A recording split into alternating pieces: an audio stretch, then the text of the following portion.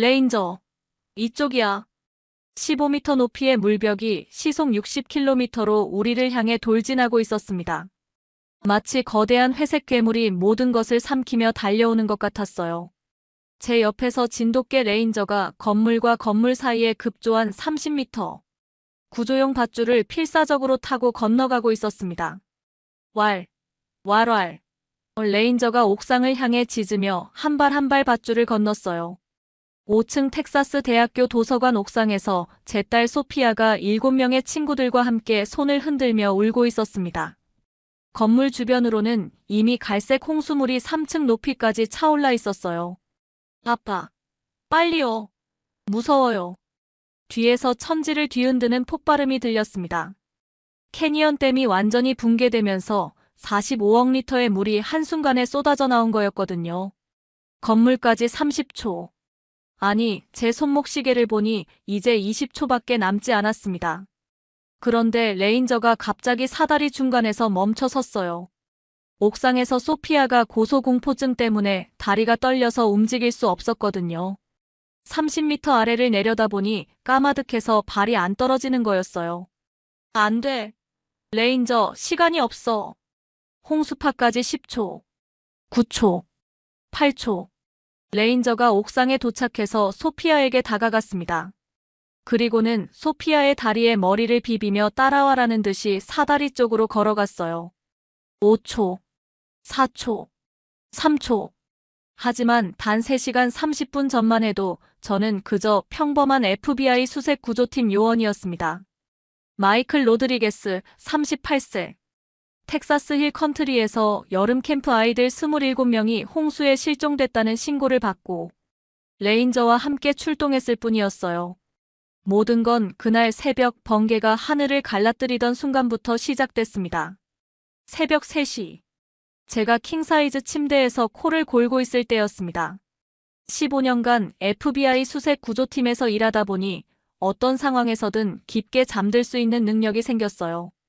어제도 밤 11시까지 딸 소피아와 화상통화를 하면서 대학 기말고사 스트레스에 대해 이야기했거든요.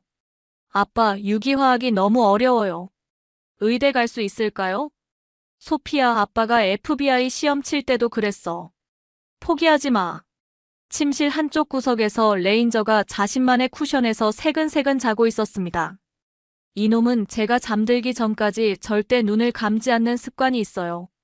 3년 전 멕시코에서 구조한 이후로 계속 그랬죠. 정확히 3시 17분이었습니다. 제 침대 옆 테이블에 있던 공무용 휴대폰이 요란하게 울리기 시작했거든요. 삐리리리링. 레인저가 번개처럼 일어나 귀를 바짝 세웠어요. 이놈은 제 휴대폰 벨소리만 들어도 긴급 출동인지 일반 전화인지 구분할 줄 아는 똑똑한 녀석입니다. 여보세요? 제가 잠결에 전화를 받았습니다. 347 로드리게스 요원. 즉시 긴급 출동하세요. 상황실 앤더슨 팀장의 목소리가 평소보다 훨씬 급박했어요. 텍사스 힐 컨트리 전역 돌발 홍수. 추정 실종자 100명 이상. 잠이 확 깼습니다. 실종자 100명이요? 어디서? 과달루페강 상류 캠프 크리스탈 스프링스. 어린이 27명 포함해서 43명과 연락 두절됐어요.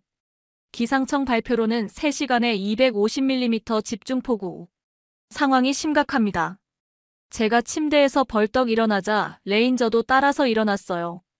이놈은 제 행동만 봐도 출동 준비를 해야 한다는 걸 압니다. 출동 시간은? 지금 즉시요. 헬기팀도 대기 중이고 텍사스 레인저스와 합동작전입니다. 제가 전화를 끊고 옷장으로 달려갔습니다. FBI 표준 작전복, 방수 재킷, 전술바지, 안전화, 방탄조끼. 평상시라면 입는데 5분 걸리는데 긴급 상황에서는 2분 만에 완료할 수 있어요. 레인저가 현관문 옆에서 자신의 구조견 조끼를 물고 와서 제 발치에 놓았습니다. 이놈도 출동 준비 완료라는 신호였죠. 좋아, 레인저. 차고에서 FBI 지급 검은색 SUV 엔진을 켰을 때 밖에서는 이미 번개가 하늘을 가르고 있었습니다. 쾅! 천둥 소리와 함께 굵은 빗방울이 앞유리를 때리기 시작했어요. 7월 4일 새벽 3시 20분, 저는 오스틴 북쪽 도로를 시속 120km로 달리고 있었습니다. 조수석에 앉은 레인저가 귀를 바짝 세우며 창밖을 응시했습니다. 이 진돗개는 3년 전 리오그란데 강변에서 멕시코 카르텔 소탕 작전 중에 구조한 녀석입니다. 당시 총상을 입고 죽어가던 이 개를 수의사에게 데려갔고 회복 후 제가 입양했죠. 그 이후로 이놈은 제 그림자처럼 따라다니며 수십 번의 작전을 함께 했습니다. 후. 레인저가 낮게 숨을 내쉬며 코를 킁킁거렸습니다. 이놈은 폭풍 냄새를 누구보다 빨리 맡습니다. 지난 허리케인 하비 때도 기상청 발표보다 6시간 먼저 태풍의 방향 변화를 감지했거든요. 차량 무전기에서 헬리콥터 조종사 톰슨의 목소리가 들려왔습니다. 마이크, 기상청 최신 데이터야. 새벽 1시부터 3시간 동안 힐 컨트리 지역에 250mm 집중폭우가 쏟아졌어. 과달루페 강 수위가 시간당 3m씩 상승 중이고 상류 캐니언댐 관리사무소에서는 30분 전부터 비상배수를 시작했다고 해. 250mm. 그 지역 연평균 강수량의 3분의 1이 단 3시간에 내린 겁니다. 제가 15년간 경험한 자연재해 중에서도 손에 꼽을 규모였죠. 앞유리에 빗방울이 굵어지기 시작했습니다. 와이퍼를 최고 속도로 돌려도 시야 확보가 어려웠어요. 그런데 이상한 일이 일어났습니다. 레인저가 갑자기 낮게 으르렁거리기 시작한 거예요. 왜 그래, 레인저? 이놈이 이런 소리를 낼 때는 두 가지 경우뿐입니다. 적의 매복을 감지했거나 극도로 위험한 상황이 임박했을 때죠. 3년 전 멕시코 국경에서 카르텔 저격수가 우리를 노리고 있을 때도 똑같이 으르렁거렸거든요. 차량용 GPS에 빨간 경고등이 깜빡이기 시작했습니다. 전방 도로 침수. 우회로 안내를 시작합니다. 하지만 제게는 우회할 시간이 없었습니다. 캠프에 고립된 아이들, 그 중에는 겨우 6살짜리도 있다고 했거든요. 오전 5시 47분 커빌 시청 앞 광장에 도착했을 때 이미 전쟁터 같은 상황이었습니다. 텍사스 레인저스의 검은색 SUV 12대, 국가방위군의 카키색 군용 트럭 8대, 해안경비대 구조선 3척이 강변에 정렬해 있었죠. 임시구조본부 텐트에서는 수십 명의 요원들이 지도를 펼쳐놓고 작전을 논의하고 있었습니다. FBI 로드리게스 요원입니다. 현장 지휘관에게 배지를 내보였습니다. 반갑습니다. 텍사스 레인저스 스미스 대령입니다. 키가 190cm는 넘어 보이는 장년의 남자가 악수를 청했습니다. 상황이 심각합니다. 과달루페 강 상류 캠프 크리스탈 스프링스에서 어린이 27명, 성인 16명과 연락이 완전히 두절됐어요. 스미스 대령이 항공 사진을 펼쳐 보여줬습니다. 평소라면 폭 20m 정도의 과달루페 강이 200m 넘게 범람해 있었어요. 강물 색깔도 평소의 맑은 연두색이 아니라 진흙투성이 갈색으로 변해 있었죠. 헬기 접근이 가능한가요? 바람이 너무 강해서 위험합니다. 돌풍이 초속 25m를 넘나들어요. 게다가 번개까지. 대령이 하늘을 올려다봤습니다. 도로는 말할 것도 없고요. 진입로 3곳 모두 완전히 물에 잠겼어요. 그때 레인저가 제 다리에 몸을 비비며 낮게 으르렁거렸습니다. 이놈의 귀가 바짝 서 있었어요.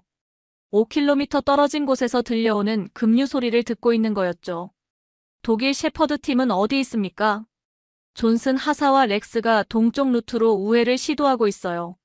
하지만 스미스 대령이 망원경을 건네줬습니다. 직접 보세요. 망원경을 받아 강 건너편을 살펴봤습니다. 약 800m 떨어진 곳에 캠프 크리스탈 스프링스의 2층 건물이 보였어요. 평소라면 걸어서 10분 거리인데 지금은 그 사이로 엄청난 급류가 흘러가고 있었습니다. 건물 옥상에서 누군가 손전등으로 SOS 신호를 보내고 있었어요.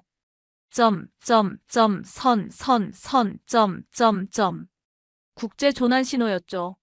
하지만 그들과 우리 사이에는 폭 200m의 급류가 가로막고 있었습니다. 수심을 측정해봤나요?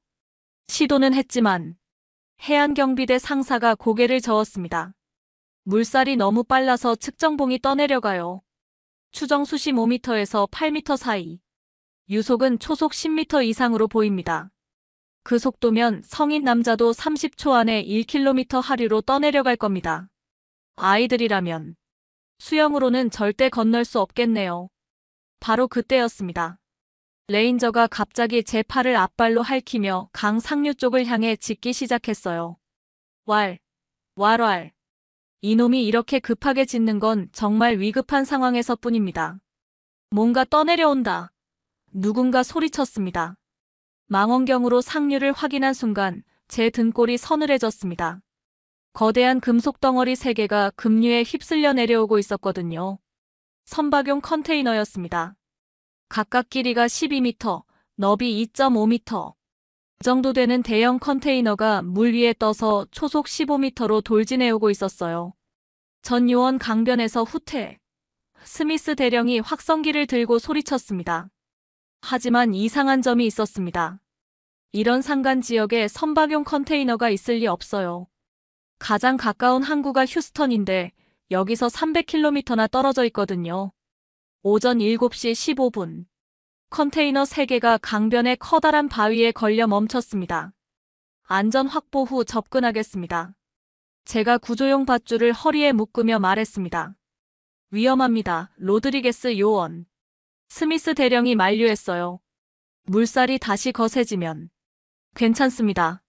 레인저가 함께 갈 테니까요. 진돗개는 수영을 잘합니다. 특히 레인저는 물을 무서워하지 않아요. 작년 허리케인 하비 때 휴스턴 침수 지역에서 17명을 구조하는 데 도움을 줬거든요.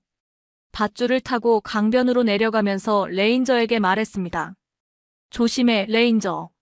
물에 빠지면 안 돼. 이놈이 고개를 끄덕이며 제 옆에 바짝 붙어 걸었어요. 진돗개의 충성심은 정말 대단합니다. 주인이 위험에 처하면 자기 목숨을 걸고라도 보호하려고 하거든요. 첫 번째 컨테이너에 도착해서 문을 열어봤는데 제가 예상했던 구호물품이 아니었습니다. 하얀 가루가 방수 비닐포에 쌓여 가득 들어 있었어요. 각 포장지는 1kg씩 포장되어 있었고 대략 500개 정도 되어 보였습니다. 포장지마다 뱀 모양 문신과 함께 스페인어로 엘세르피엔테 SERPIENT라고 인쇄되어 있었어요. 코카인이었습니다. 순도 90% 이상으로 보이는 고순도 마약이 500kg이나 되었죠. 이거 완전히 다른 사건이네요. 제가 무전기를 잡았습니다. DEA에 연락 바랍니다. 대량의 마약을 발견했어요. 10분 후 DEA 텍사스 지부에서 파견된 마르티네즈 요원이 헬기로 도착했습니다. 키 165cm 정도의 히스패닉 여성으로 멕시코 카르텔 전문가였죠. 엘세르피엔테는 신타로와 카르텔의 분파예요. 마르티네즈 요원이 포장지를 자세히 살펴보며 말했습니다. 최근 3개월간 텍사스와 멕시코 국경에서 추적 중인 조직이죠. 두목이 에두아르도 라 비보라 멘도사라는 자인데 FBI 최우선 수배자 명단에 있어요. 그때 레인저가 다시 귀를 바짝 세우더니 강 상류를 향해 짖기 시작했습니다. 왈, 왈왈왈. 헬리콥터 소리였습니다.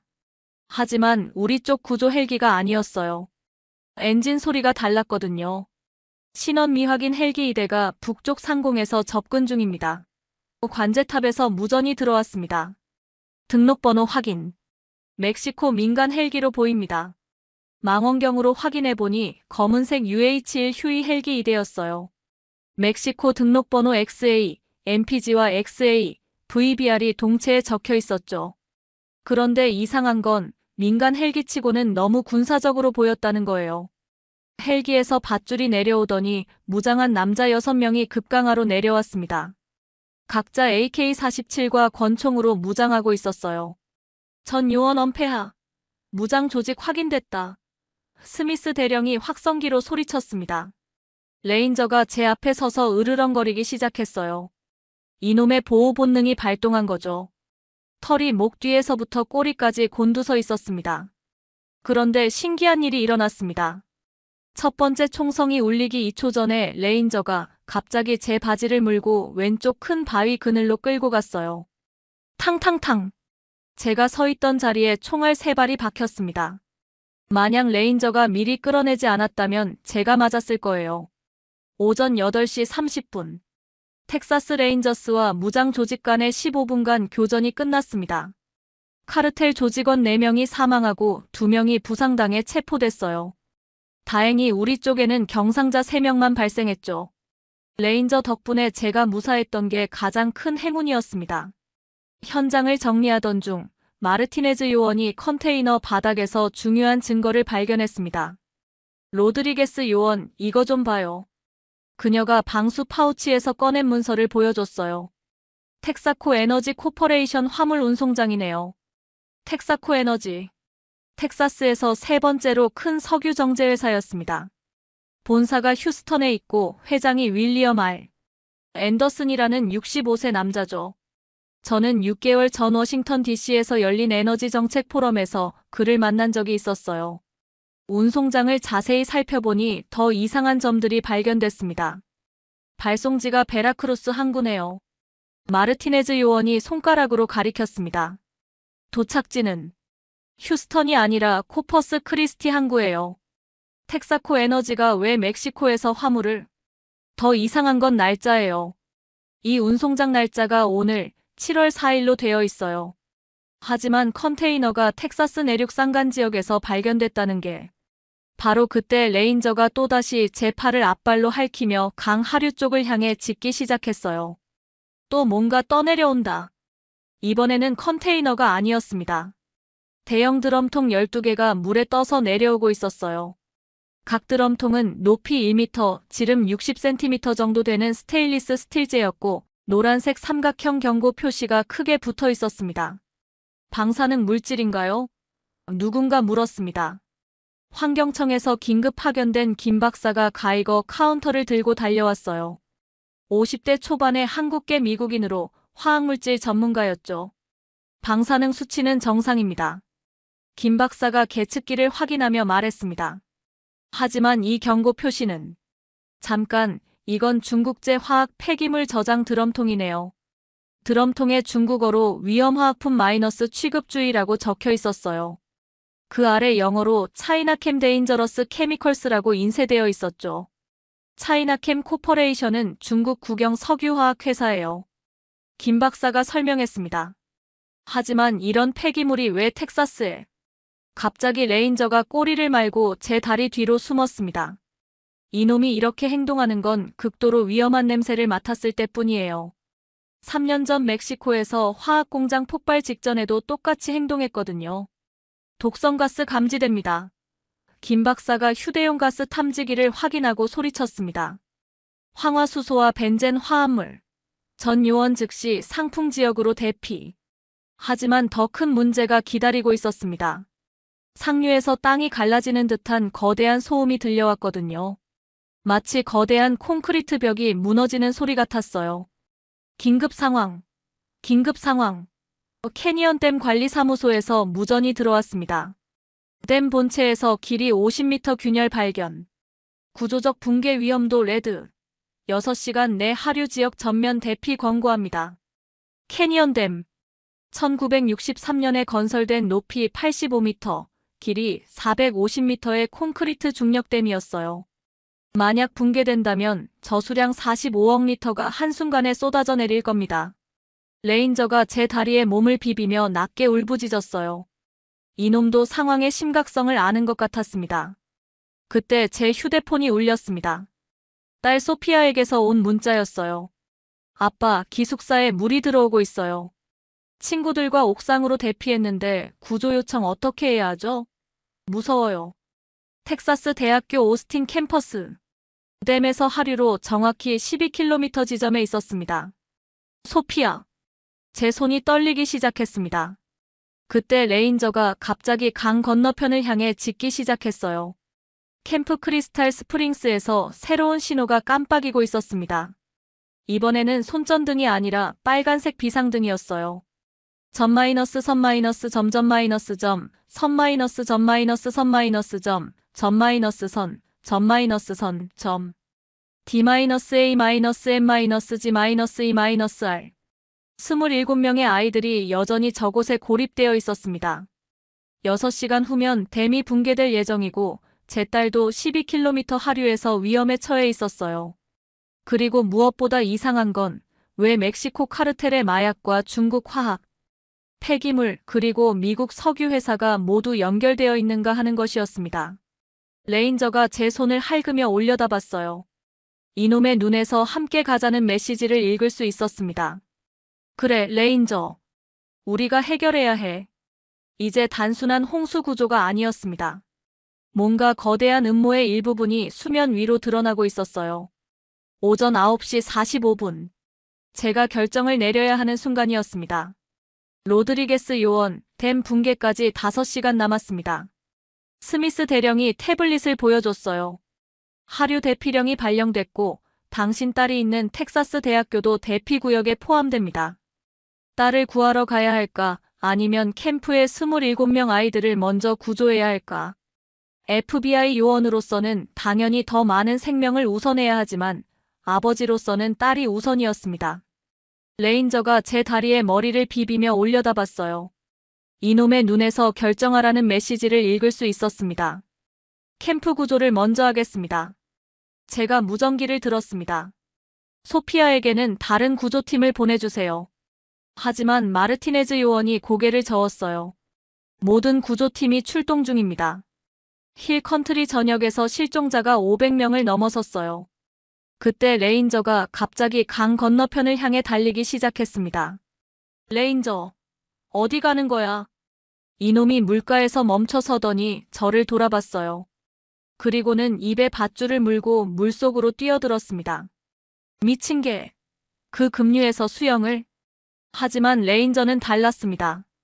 진돗개의 수영 실력과 체력은 다른 견종과 비교할 수 없거든요.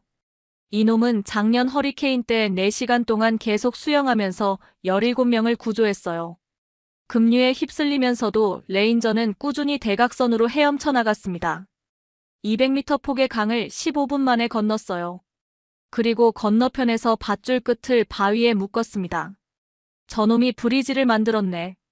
해안경비대 상사가 감탄했습니다. 30분 후 밧줄을 이용해 건너편으로 이동할 수 있는 임시 교량이 완성됐어요. 제가 레인저와 함께 캠프 크리스탈 스프링스에 도착했을 때 상황은 생각보다 심각했습니다. 건물 1층은 완전히 침수되어 있었고 27명의 아이들과 상담사 4명이 2층과 옥상에 고립되어 있었어요. 그런데 문제는 물이 계속 올라오고 있다는 것이었습니다. 수위가 시간당 50cm씩 상승하고 있어요. 캠프 디렉터인 존슨 씨가 외쳤습니다. 2시간 후면 2층도 침수될 겁니다. 하지만 더 큰 문제가 있었습니다. 아이들 중 3명이 천식 환자였고 습도와 스트레스 때문에 호흡곤란 증세를 보이고 있었어요. 응급실로 후송해야 해요. 8살짜리 에밀리를 안고 있던 상담사가 말했습니다. 이 아이 산소 포화도가 85%까지 떨어졌어요. 레인저가 아이들 사이를 돌아다니며 킁킁거렸어요. 그러다가 갑자기 건물 북쪽 벽 쪽으로 달려가서 짖기 시작했습니다. 왈. 뭔가 발견한 것 같아요. 제가 레인저를 따라가며 벽을 살펴봤습니다. 벽에 균열이 생기고 있었어요. 건물 기초가 물에 침식당해서 구조적 불안정이 시작된 거였습니다. 이 건물도 위험합니다. 1시간 내에 모든 인원을 대피시켜야 해요. 하지만 어떻게? 밧줄 하나로 27명의 아이들을 모두 이송할 수는 없었어요. 그때 레인저가 다시 뭔가를 발견했습니다. 건물 뒤편에 있던 대형 고무보트 세대였어요. 저건 캠프에서 사용하던 래프팅 보트네요. 존슨 씨가 말했습니다. 하지만 이 급류에서는 해볼 수밖에 없어요. 오후 12시 30분. 첫 번째 보트에 아이들 9명을 태우고 출발했습니다. 레인저가 선두에서 수영하며 안전한 루트를 안내했어요. 이놈의 방향 감각은 정말 놀라웠습니다. 급류 속에서도 정확히 건너편 안전지대로 인도했거든요. 두 번째, 세 번째 보트도 무사히 이송을 마쳤습니다. 마지막에 천식 환자 3명과 상담사들을 태운 네 번째 보트가 출발할 때였어요. 제 휴대폰이 울렸습니다. 소피아에게서였어요. 아빠, 물이 3층까지 올라왔어요. 친구 7명과 옥상에 있는데 헬기가 안 와요. 소피아, 진정해. 아빠가 지금 가고 있어.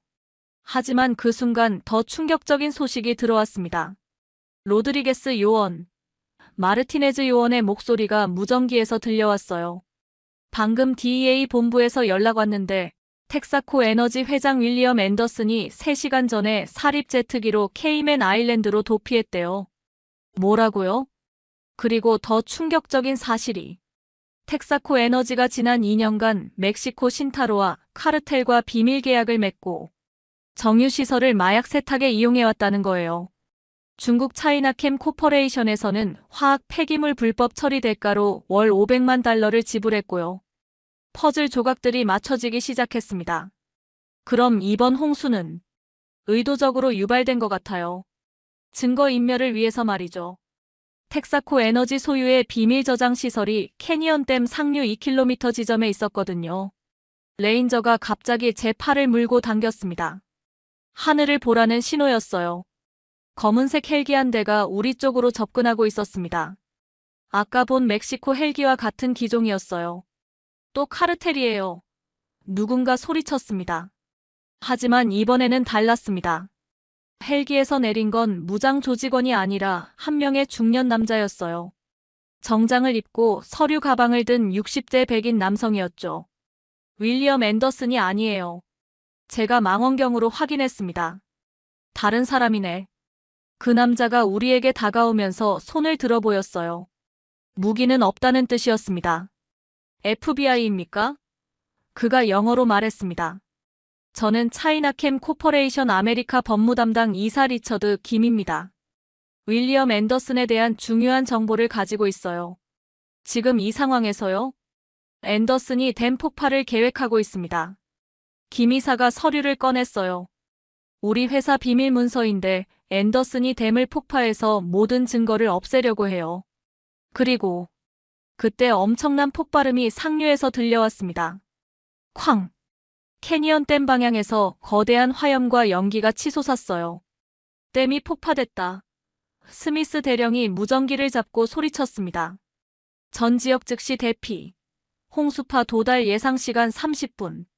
30분. 소피아가 있는 텍사스 대학교까지 차로 25분 거리였습니다. 레인저가 제 다리를 핥히며 차량 쪽을 향해 달리기 시작했어요. 이놈도 상황을 이해한 것 같았습니다. 소피아를 구하러 가야 해요. 제가 스미스 대령에게 말했습니다. 위험합니다. 홍수파가 레인저와 함께라면 할 수 있어요. 제가 차에 올라타자 레인저도 뛰어올랐습니다. 3년 전 멕시코에서 만났을 때부터 지금까지 이놈은 한 번도 저를 실망시킨 적이 없었어요.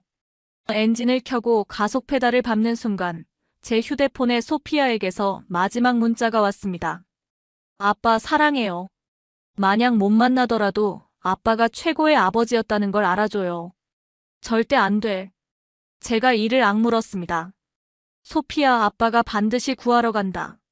레인저가 앞발로 제 어깨를 톡톡 치며 짖었어요. 왈.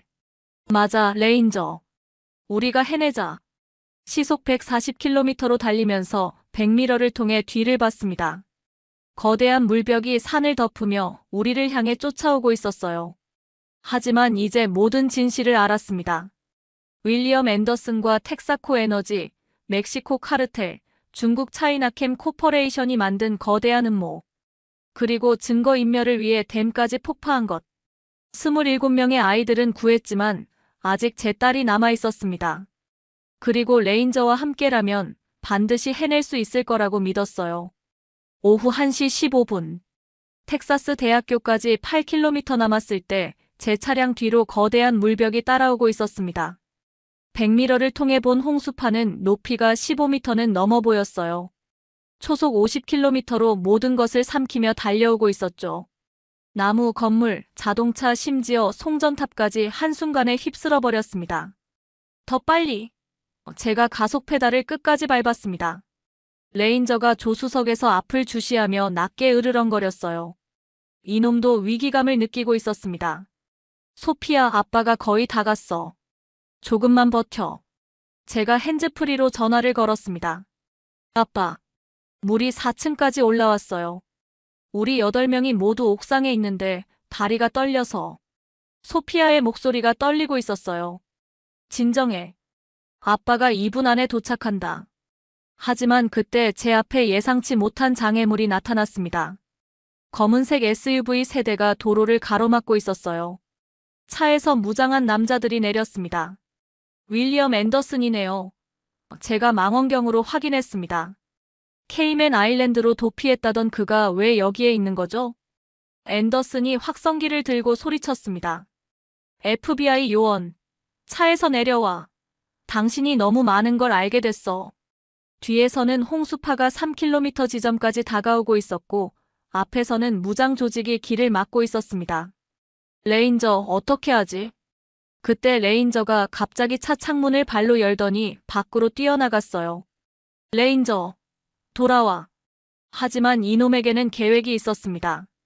도로 옆 산비탈을 타고 올라가서 무장 조직의 측면으로 돌아간 거예요. 그리고는 가장 뒤에 있던 총잡이에게 뒤에서 달려들었습니다. 아! 그 남자가 레인저에게 다리를 물려 넘어졌어요. 그 틈에 제가 차를 급가속시켜 SUV 사이로 빠져나갔습니다. 총소리가 뒤에서 들렸지만 레인저가 혼란을 만들어준 덕분에 빠져나올 수 있었어요. 레인저, 어서 타! 이놈이 전력으로 달려와서 달리는 차 뒤로 뛰어올랐습니다. 정말 영화 같은 장면이었어요. 오후 1시 17분. 텍사스 대학교 도서관 건물 앞에 도착했습니다. 5층 건물이 4층까지 침수되어 있었고 옥상에서 8명의 학생들이 손을 흔들고 있었어요. 그중 한 명이 제 딸 소피아였습니다. 소피아. 제가 소리쳤습니다. 아빠. 소피아가 울면서 손을 흔들었어요. 하지만 문제가 있었습니다. 건물까지 가는 길이 이미 물에 잠겨 있었고 수심이 3m는 넘어 보였어요. 게다가 5분 후면 홍수파가 도착할 예정이었습니다. 헬기는 언제 와요? 제가 무전기로 물었습니다. 강풍 때문에 접근 불가능합니다. 관제탑에서 답했어요. 풍속이 초속 30m를 넘어서. 그때 레인저가 다시 제 팔을 물고 당겼습니다. 주변을 둘러보니 소방서 트럭 한 대가 물에 반쯤 잠긴 채 있었어요. 사다리 차다. 다행히 엔진이 살아있었습니다. 제가 운전석에 올라타고 레인저와 함께 건물 쪽으로 이동했어요. 수심 3m의 물을 헤치고 가는 건 쉽지 않았지만 대형 소방차라서 가능했습니다. 건물 옥상까지 도달할 수 있는 30m 사다리를 펼쳤습니다. 소피아, 먼저 내려와. 하지만 소피아가 고소공포증이 있다는 걸 깜빡했어요. 30m 높이에서 아래를 내려다보니 다리가 떨려서 움직일 수 없었던 거죠. 못하겠어, 아빠. 무서워. 그때 레인저가 놀라운 행동을 했습니다. 사다리를 타고 올라가기 시작한 거예요. 레인저, 위험해. 하지만 이놈은 포기하지 않았습니다. 걔가 30m 사다리를 오르는 건 정말 위험한 일이에요. 하지만 레인저는 한 발 한 발 조심스럽게 올라갔습니다. 옥상에 도착한 레인저가 소피아에게 다가가서 다리에 머리를 비볐어요. 그리고는 마치 따라와라고 말하는 것처럼 사다리 쪽으로 걸어갔습니다. 아빠가 보낸 개구나.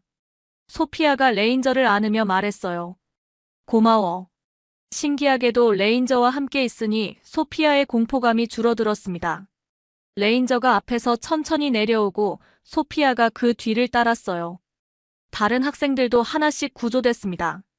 마지막 학생이 내려온 순간 홍수파가 건물을 덮쳤어요. 쾅! 15m 높이의 물벽이 도서관 건물을 완전히 삼켰습니다. 만약 30초만 늦었다면 오후 3시 30분 홍수가 절정에 달했다가 서서히 물러가기 시작했습니다. 임시구호소에서 소피아를 안고 있는데 FBI 본부에서 연락이 왔어요. 로드리게스 요원 윌리엄 앤더슨을 체포했습니다. 존슨 부국장의 목소리였어요.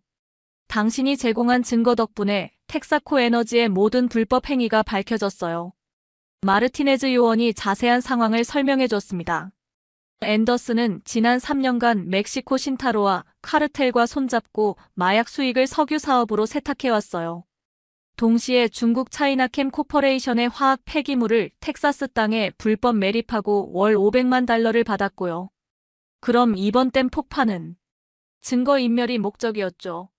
상류에 있던 비밀 저장 시설과 모든 서류를 없애려고 했어요. 하지만 당신이 발견한 컨테이너와 드럼통 덕분에 모든 게 밝혀졌습니다. 레인저가 제 옆에서 꼬리를 흔들며 앉아 있었어요. 이놈이 없었다면 아무것도 발견하지 못했을 거예요. 카르텔 조직원들은 어떻게 됐나요? 에두아르도 라 비보라 멘도사를 포함해 핵심 인물 12명을 모두 체포했어요. 이번 작전으로 북미 최대 마약 유통망이 붕괴됐습니다. 3주 후 워싱턴 DC FBI 본부 마이클 로드리게스 요원과 구조견 레인저에게 국민안전유공 훈장을 수여합니다. FBI 국장이 직접 훈장을 달아주는 자리에 제가 서 있었어요. 레인저도 특별 제작된 구조견 훈장을 목에 걸었습니다. 이번 작전으로 총 43명의 생명을 구했고 국제범죄 조직을 소탕하며 환경 테러를 막아낸 공로를 인정합니다. 기자들이 사진을 찍고 인터뷰를 요청했어요. 레인저 없이는 불가능했습니다. 제가 마이크 앞에서 말했습니다. 진돗개의 충성심과 용기, 그리고 뛰어난 능력이 모든 걸 가능하게 했어요. 레인저가 제 옆에서 당당하게 앉아 있었습니다. 3년 전 멕시코 강변에서 죽어가던 그 개가 이제 국가적 영웅이 된 거죠. 소피아가 객석에서 박수를 치며 웃고 있었어요. 그 옆에는 캠프에서 구조한 27명의 아이들과 가족들이 앉아 있었습니다. 시상식이 끝나고 집으로 돌아가는 차 안에서 레인저가 창밖을 바라보며 꼬리를 흔들었어요. 레인저, 이제 좀 쉬자. 제가 이놈의 머리를 쓰다듬으며 말했습니다. 하지만 그때 제 무전기가 울렸어요. 긴급 출동. 알래스카 앵커리지에서 대형 눈사태 발생. 스키리조트의 관광객 50명 실종. 레인저가 귀를 바짝 세우며 저를 올려다봤어요. 이놈의 눈에서 언제 출발하냐는 메시지를 읽을 수 있었습니다. 그래, 레인저. 우리 일은 아직 끝나지 않았구나. 3년 전 리오그란데 강변에서 시작된 우리의 파트너십. 앞으로도 계속될 거예요. 어디든 언제든 도움이 필요한 곳이 있다면 레인저와 저는 함께 달려갈 겁니다. 진돗개 레인저. 한국의 자랑스러운 개가 미국 땅에서 보여준 용기와 충성심. 그리고 한 마리 개가 어떻게 세상을 바꿀 수 있는지 보여준 진정한 영웅의 이야기였습니다. 재미있게 보셨다면 구독과 좋아요 버튼을 눌러주세요. 진돗개의 놀라운 이야기는 계속됩니다.